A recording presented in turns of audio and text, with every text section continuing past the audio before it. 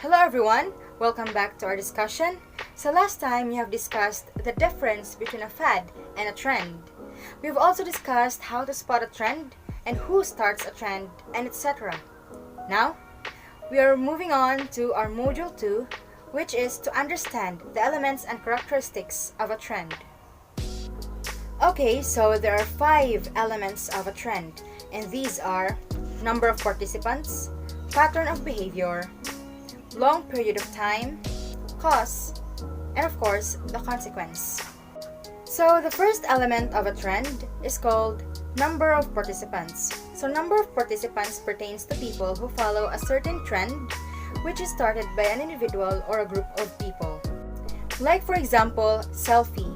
Selfie is considered as a trend for it is started by an individual and now still people do selfie whenever they want, either by themselves or with their friends and their families. When we say number of participants, it is referring to people who do that certain trend. Like what I've said before, selfie. There are lots of people in the world do selfie, and that paved the way to the second element, which is patterns of behavior. Patterns of behavior refers to a trend that is formed from repetitive action of people. So since the trend of selfie emerged, lots of people are hooked to it.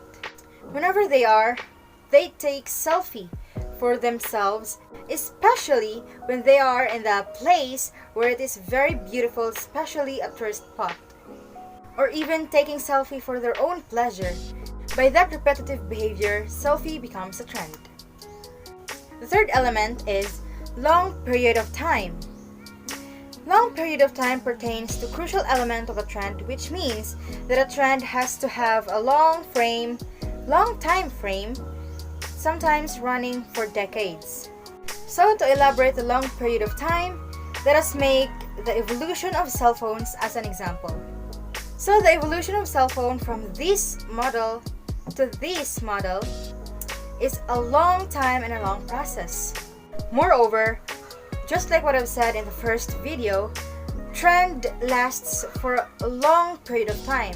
So the emergence of each and every, like for example, gadget takes a long period of time to develop and to have progress.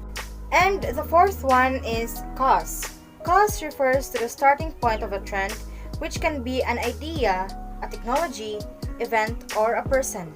Because people want to make their lives easier, so they make technologies and they invent gadgets, these different apps and machines that makes their lives easier, and that paved the way to the trend which we have all now.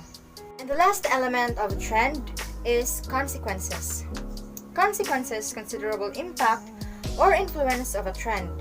Like the example in the module, the family that are eating together, but it seems like they're physically present, but their mental presence aren't there.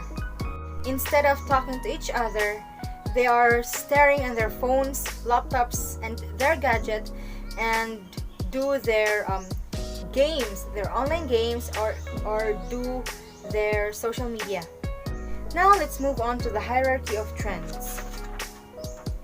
Hierarchy of trends is composed of micro trends. These are little things that happen all around us all the time. An example of it are smartphone apps or games. So this micro trend is somewhat similar to fad. So next is macro trends. These are aggregated microtrend or more sweeping changes that are affecting society. So the example of this macro trend is the varying brands of cell phones. Like for example, Oppo and iPhone.